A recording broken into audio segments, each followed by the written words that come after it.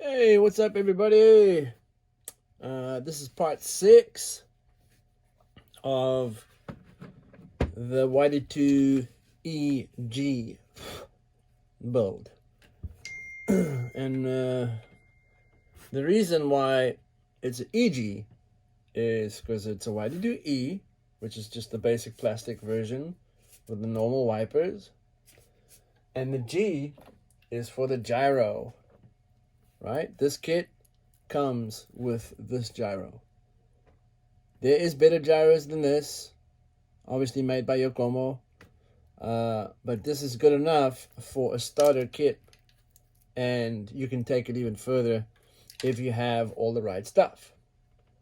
So this special guy has got the V2 programmable servo with a stock gyro, so these guys can communicate awesome, no problem.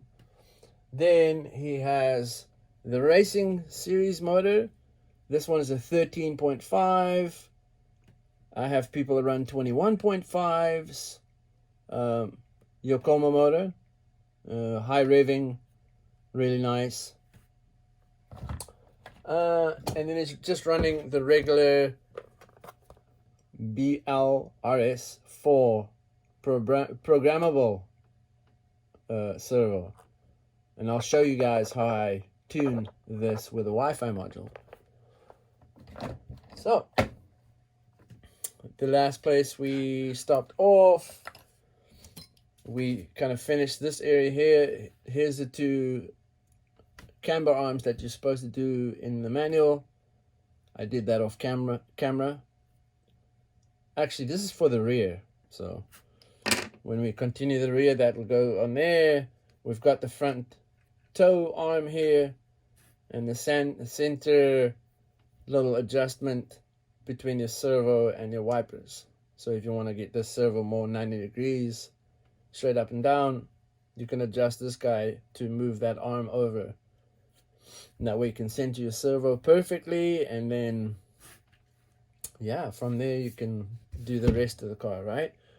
So we're going to bag 7.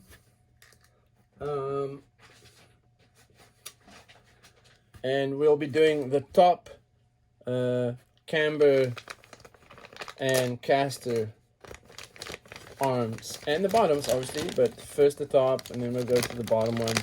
We're pretty much essentially going to finish the whole front end now. That's where we're going with this.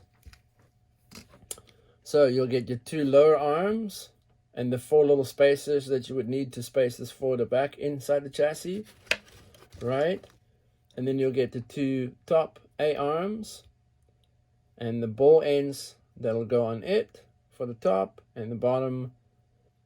So the bottom one will have these little lines in it. The top one will have no lines and very thin and smooth. And then you'll also get the 4 spacers for your tops. Then what you also get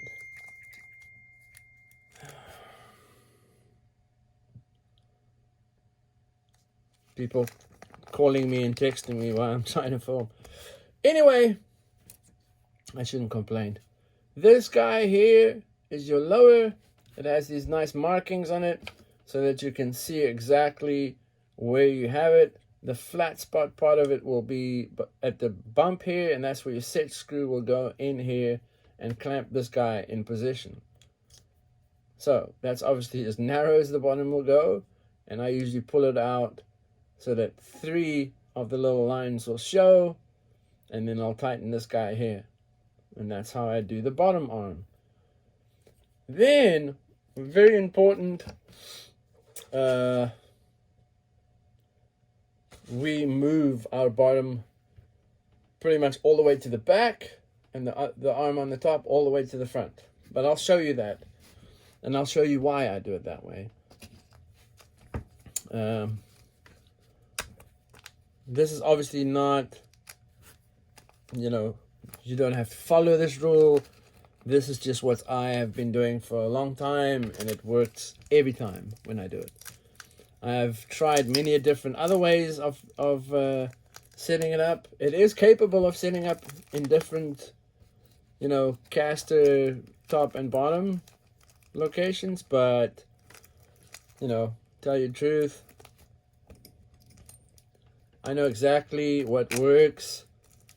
I've driven it like that for quite a while, and I've set it up for other people like that, and it works.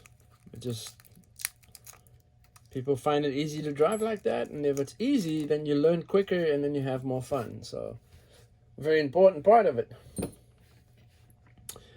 Anyway, I'll show you what I've got laying around here. This guy belongs with these guys, so I'll put that there. That's that slider I showed you earlier. That'll go with the lower arms.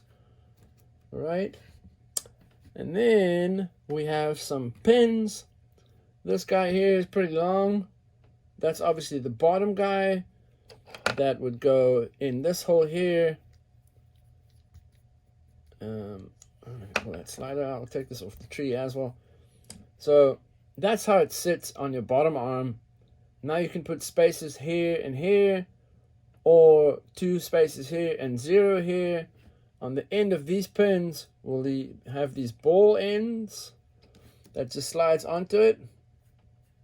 And this will obviously sit in that toe block that we put in way in the beginning, I think in video 1 or 2. But yeah, that's what this guy is. On the other side of obviously this also has a ball end, so it sits in the receiver. It's a receiver toe block. You know, very simple. But the first thing they want me to do is to do the top one. So I'm just taking that off the little tree. I'll take these guys off the trees. I usually kind of place them with each other. That way I don't look for the little spaces or, you know, the little A-arm or whatever. You know it's there in that area. And you don't have to search around. Now if this is all metal, yes, a magnetic tray is by far the easiest.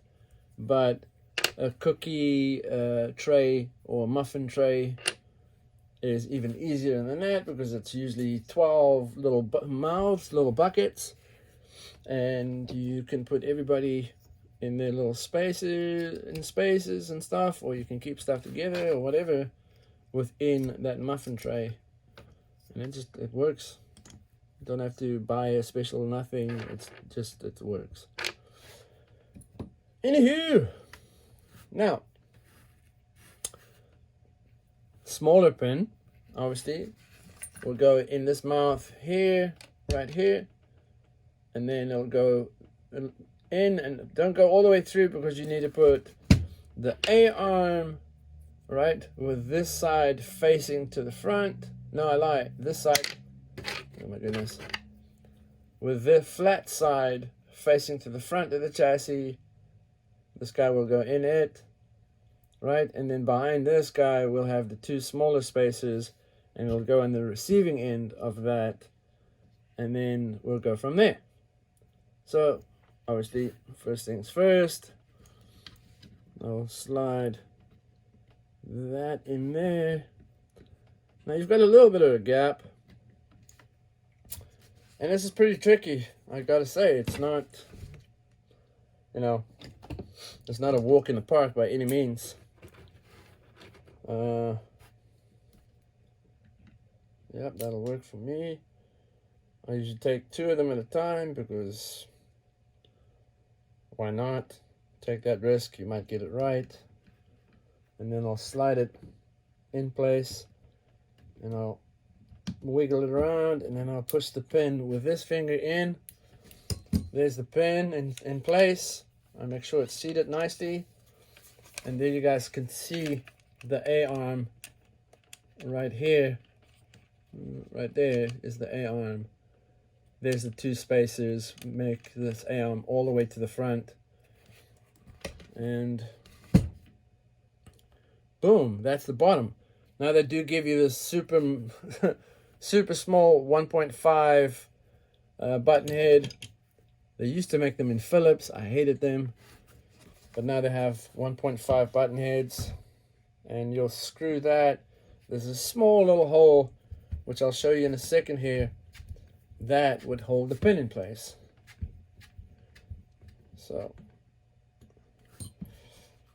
So if you guys look, there's the little button head, and there's the little pin right next to it, and that little bit of a button head just is enough to keep that pin in its location without making the pin slide out or nothing like that. So that's obviously, you know, one down, one to go. What I didn't do is pre-build this A-arm, so I will do one in front of you real quick, and the other one I'll just do it on the chassis and copy, you know, this one's length. So I have these adjustable pliers, and they're perfect to pinch onto the middle of the turnbuckle right there. I'll lock it, and I'll thread this on here, and then thread this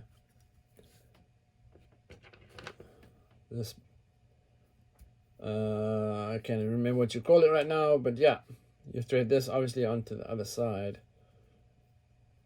and it's supposed to be 61 millimeters from this edge to this out edge here. So I have this awesome vernier or caliper or whatever you want to call it that I got from ProTech. It's really nice. It's a full metal chassis and then just the electronic dial here. So I'll throw that on and unlock that, and then I'll open it up till it says 61 millimeters.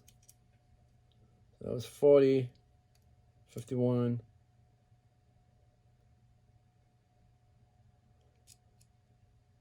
Oh, sorry, 60. Oh, 60. Oh no, come on. It was so close. Close enough.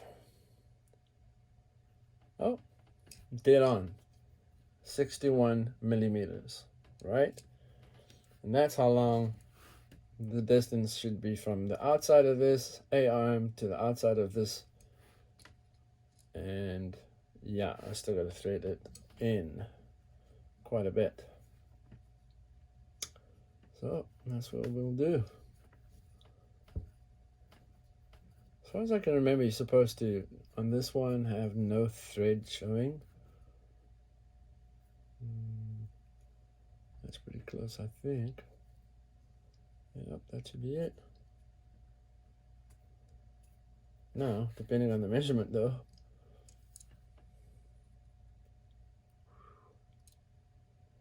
Man, that's close. Yeah, that's gonna have to do. Cool.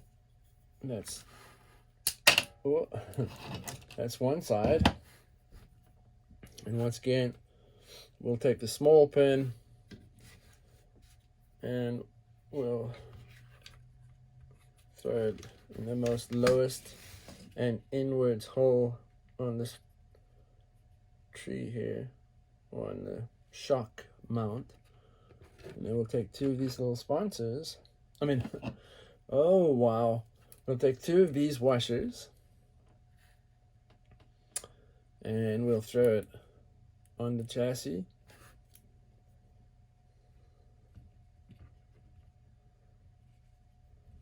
And wiggle that in. And boom, she's home. Cool. So this side's proper now. It's got, you know, the cup on it, camber arm, and then obviously if we space it forward or back, that changes the kingpin, which is the caster. Right. Now, just need to thread in this guy real quick.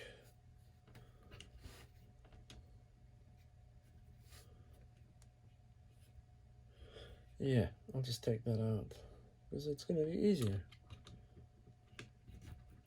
Okay, so I usually push it from the back, but it would help if I take this little 1.5 button out of here I'll just throw it on its partner. Like that.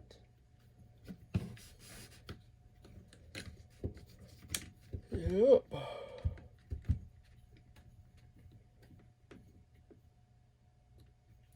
Okay, now this one's all locked and all good to go. I gotta just push this little dude out.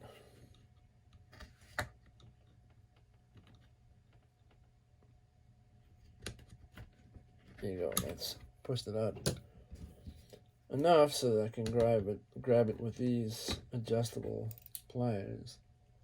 Yeah, that's it. And then she pops out. Now, make sure I don't lose these little spacers. And then I'll grab this guy.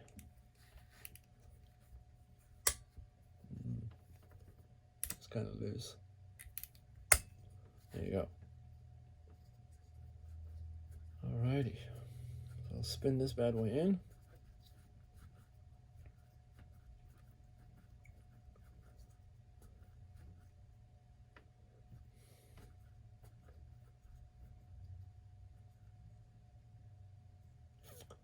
Okay. Then, not that one, but the smooth one will go on this side of it.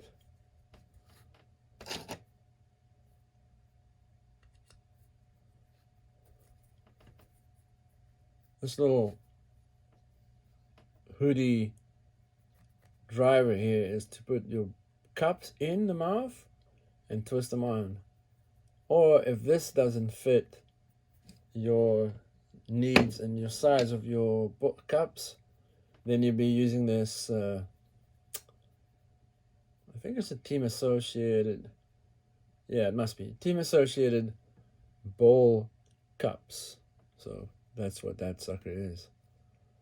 Yeah, and this was pretty cheap, and it's light and it's nice. It just feels good in your hands, and you don't have to fight with anything. You can just thread in and thread out. Especially this hoodie one. It's really nice, but it's pricey. And it doesn't fit all ball ends. So it's kind of trial by fire kind of deal.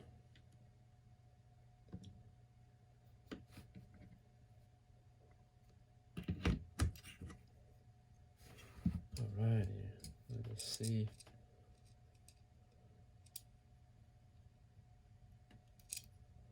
Come on. There she goes. Okay. Yeah. Dead on the money. So I'll put that guy off and zero her out. Oh. Alrighty. This guy. Ready to go on the chassis. So the pivot pin, or whatever you want to call that dude right there. And then we'll push it in until it just barely sticks out. Anyway, it's really hard for me to show you exactly what I'm talking about, but this is the A-arm. The pin's not all the way in, so that I can put the spacers over here and then slide the pin into the spacers through his back bulkhead. Right?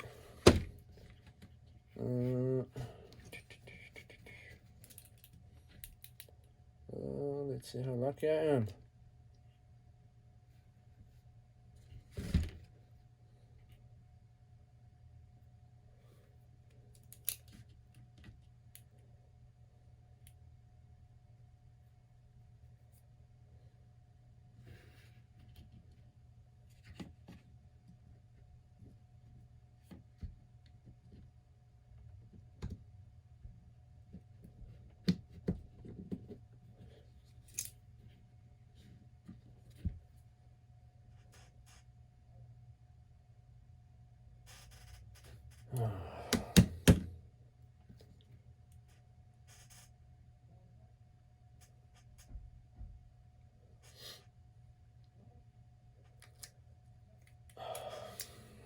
All right, I have someone at the door. Excuse me. It's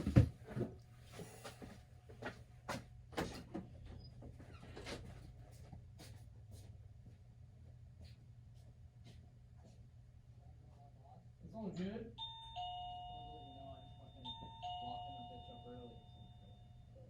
That way you don't open the door and you're like, here, what the fuck's going on here? Yeah. You have a good night, though, man. See you later. Yeah.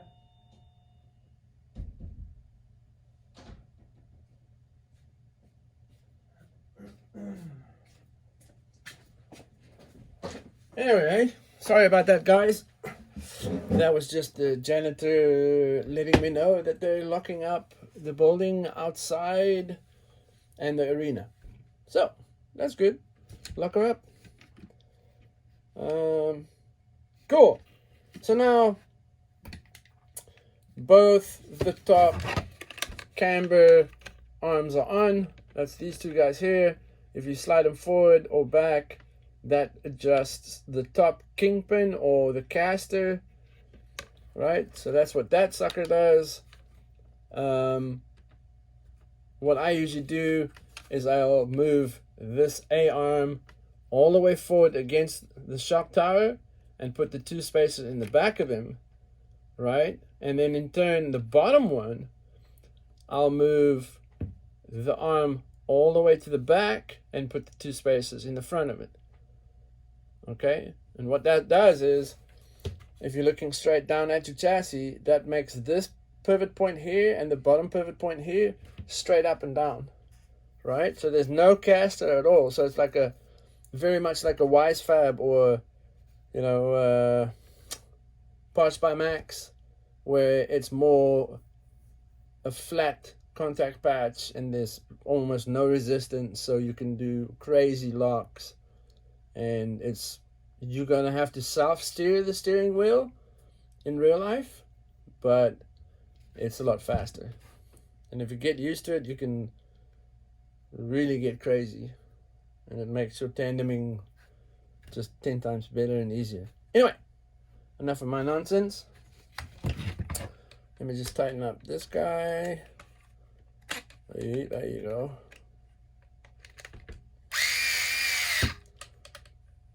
There you go. So that's the top camber arms. I've got one more little screw to throw up in the front here so it keeps the pin in place.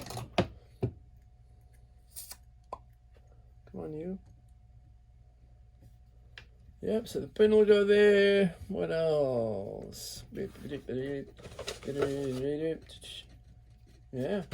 Now we flip the page here and we'll do the lower arms, and I'll show you exactly what I do there to make that the caster 0.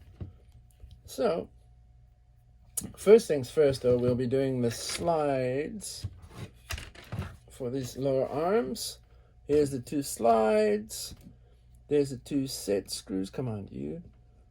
There's the 2 set screws to lock the slides, and we'll do the pins in a minute. There's the ball ends for the pins. There's 2 balls, and then 2 tapered head screws. I can't remember exactly what. Oh, that'll be the front toe plate. That'll lock the pins in place, right? Okay, the slides. Very simple. Yeah, sure, I'll do it like this.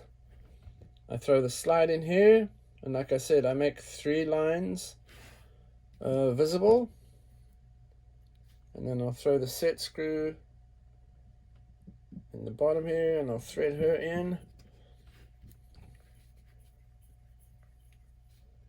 Alright, so 3 lines are visible. I'll thread the set screw in there. Hand tight. But anyway, now you can see there's 3 lines visible right there. And that's enough of a length of a bottom arm. Remember, now we're going to throw the ball ball cup on the bottom of it and thread that all the way against the metal. All right, we'll do that.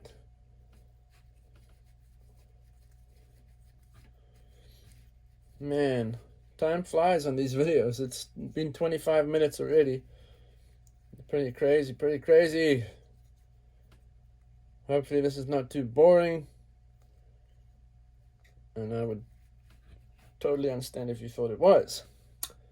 Anyway, so there we have it, man. There's your 3 lines sticking out.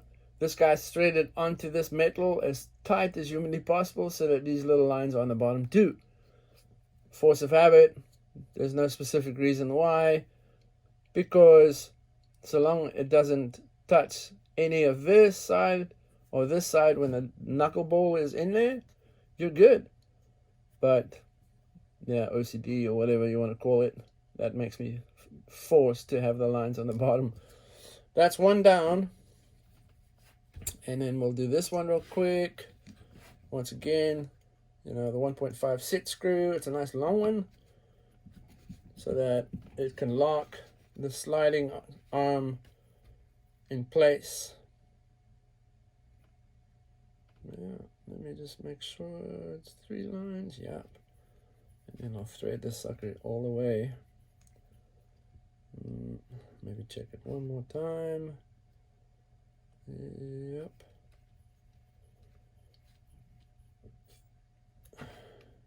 And there you go. Then I'll throw this bad boy on here. Real simple. So, man, I can't even describe how eager beaver I am to build this chassis for Don down in Florida. Can't wait to build it. Like, I'm super eager. Yeah, it's gonna be rad.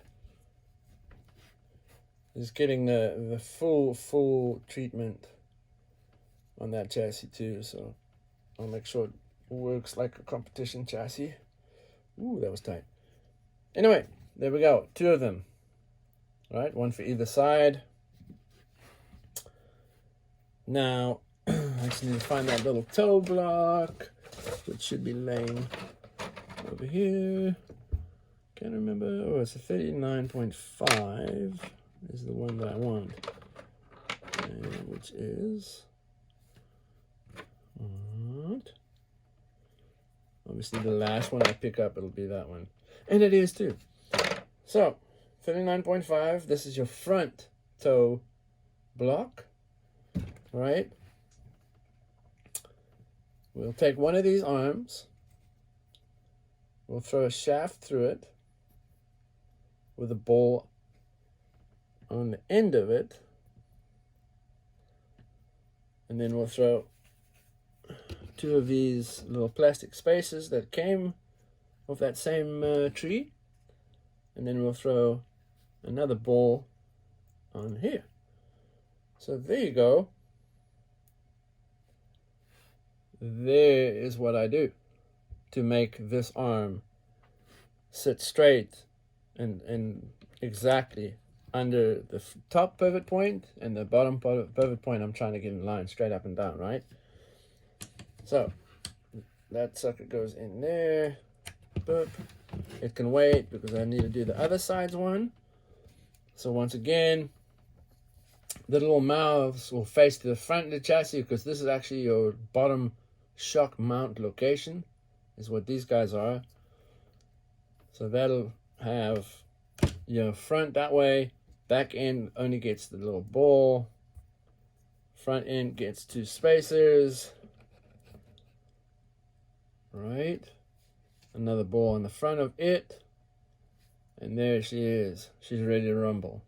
So I'll slide that in its place. Yeah, and I usually just let it lay there now. Right? Now you don't have to mess with it at all. Now you take the 39.5 front toe block.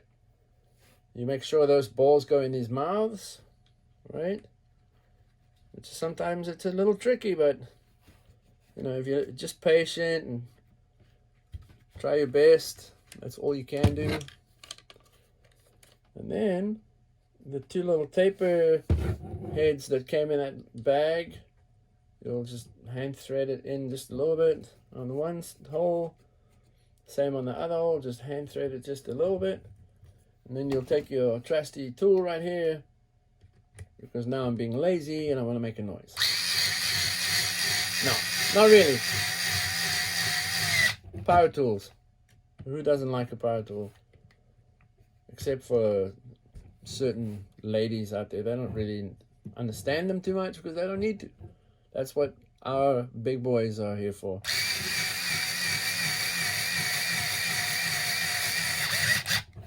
Nice. Well, there you go. That dude's there. That dude's there. There you go.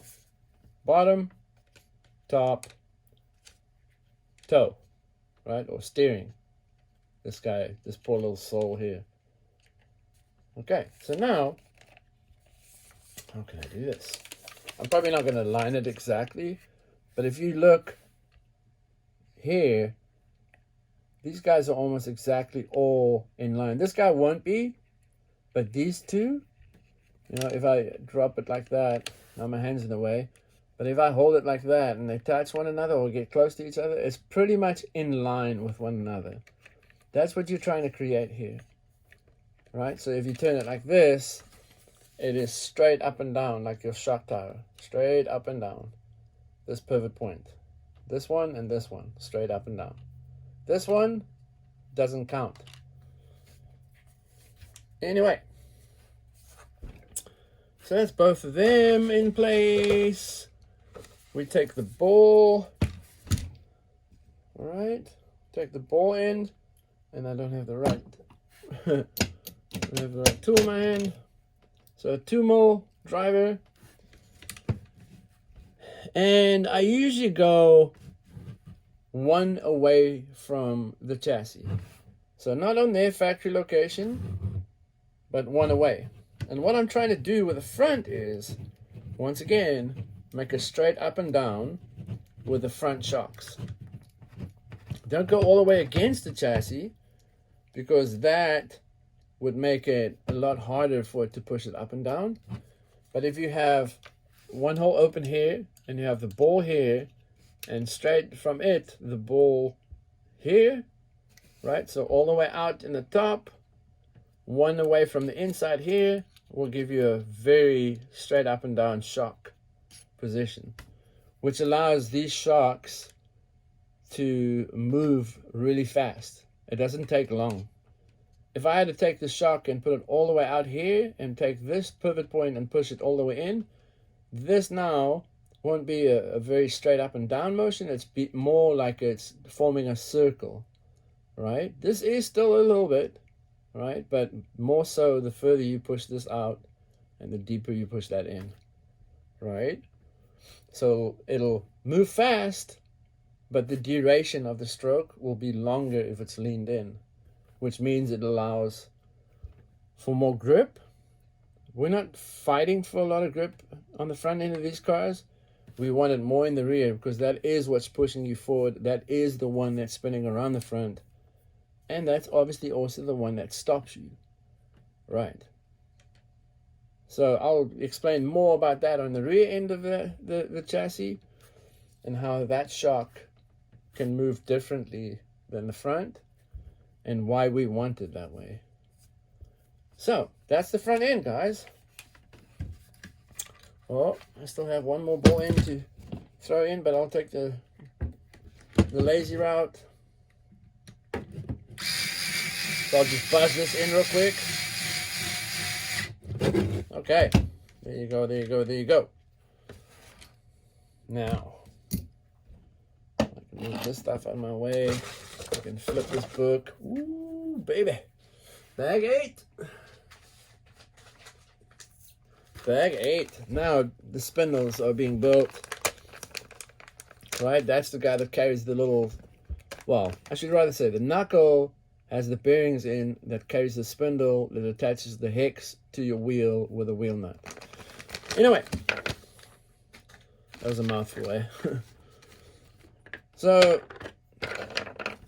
you get a bag of bearings. We'll get that out of the bag. We'll chuck them on here. Then we open this little bag. It has a couple of ball ends and the wheel nuts, funny enough. This awesome buddy and club member, his rig will have some VSKFs on it. So it's made by Weld Racing, or just Weld, out of Japan, out of Yokohama, Japan. And they make very, very specific one-off style wheels, and their quality is beyond that, you know, nobody else is on that level kind of deal. Unfortunately, making them very pricey. Their stuff's very expensive, but there's a good reason why it is expensive. If you knock the wheels against each other, it almost sounds like you're hitting metal against metal. I don't know what the coating is that they use or how they did it, but it's amazing. Anyway, so this is your front knuckle, right? It's got 2 holes up top and 2 holes on the bottom. These holes will make it pivot more in the middle of the wheel, and these holes will make the wheel have a longer turning circle. Now, I always go straight up and down, right? And then I try and use the best pivot point here, but we'll stay with a factory location on the pivot point here and the ball locations, top and bottom kingpin ball holes. This bad boy gets 2 bearings in it, front, rear.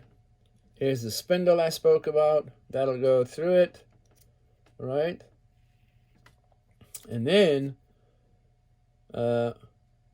you'll put a little pin in here, a hex over it, and the wheel. But we won't go that far just yet.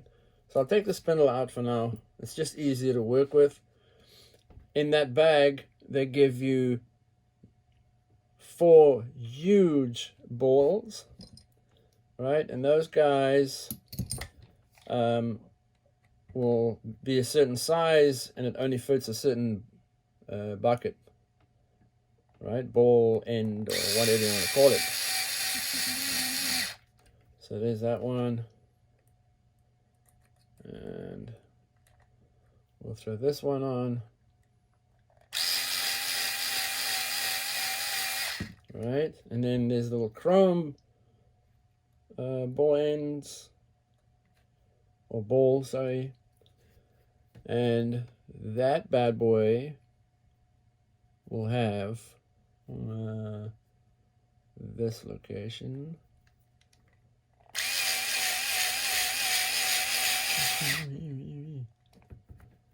Okay, so hopefully you guys can see this. I don't know how to hold it properly. Let's say I hold it like this. Now, we were talking about having this top pivot point in line with the bottom pivot point. And that same line applies to where this spindle sits, right? If we move the spindle here and it pivots, it makes the wheel go around the pivot point instead of with the pivot point, which is, I don't like that. I like it to be on the same axis or the same line, bottom, top, spindle, right? And then if we turn it like this, well, it should be better this way if I hold it like this. See how this pivot point here for your steering is in line with the top kingpin, right? And it sits pretty much, you know, as close to this bearing or this pivot point as possible. Now, if we move this here, yeah, it might give you more throw, but the problem is it'll give you more throw in one direction, but in the other direction, you'll see my wrench start touching the knuckle, which is a problem. So now you get a ton of throw one way and almost no throw the other. It's not equal that way. And then even if I move the pivot point on the wipers here, you'll still have a weird uneven throw and the toe won't work, and it's a whole bunch of stuff. So a proper drift car in real life, same thing.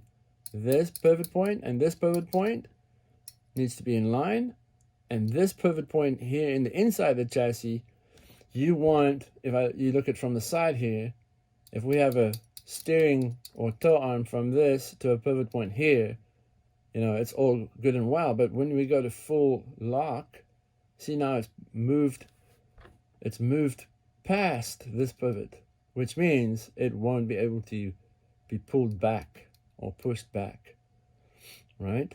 But if I have this pivot point in the middle of the axle, okay, and this guy turns, it'll have to turn beyond 90 to go overcorrect itself, right? So there's no way that's going to happen. Let's say we only turn that much at max, and yeah, this pivot point's still in charge, which is very important.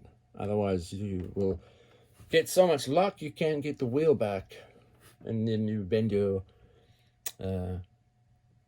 tow rods or your steering arms. Yeah. So I just babbled for 41 minutes.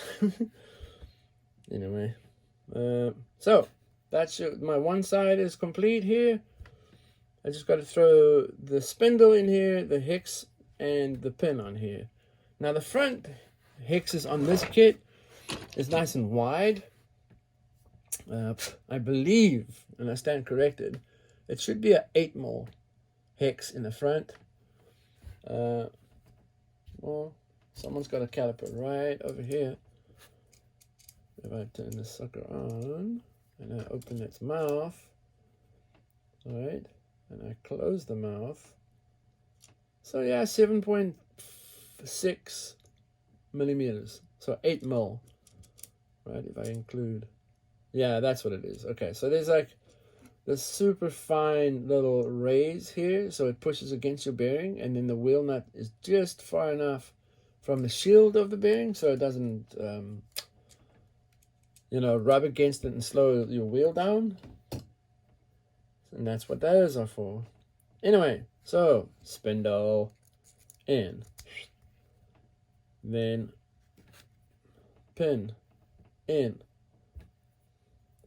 and then hex on.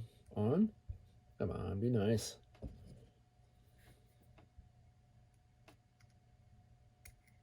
Too far. Oh, too far. There you go. So there you go. There's this big hex, right? Compared to the back hex. Look how much skinnier if I slide it on here. Look how much skinnier this guy is compared to this guy. This is the front end, and this is the rear. You always try and make the front of a drift car a little bit wider than the rear, right? It's like a go-kart. It just gives you a ton of steering, and you can get away with a lot of stuff when you have a ton of steering. So that one's done, ready to rumble. I will pop it on, which is not that easy, I have to say. There she goes. Oh, I better put this steering right outside. Holy. Man, they make these balls hyper tight. The clearances are scary tight, but it's not so tight that it'll bind up.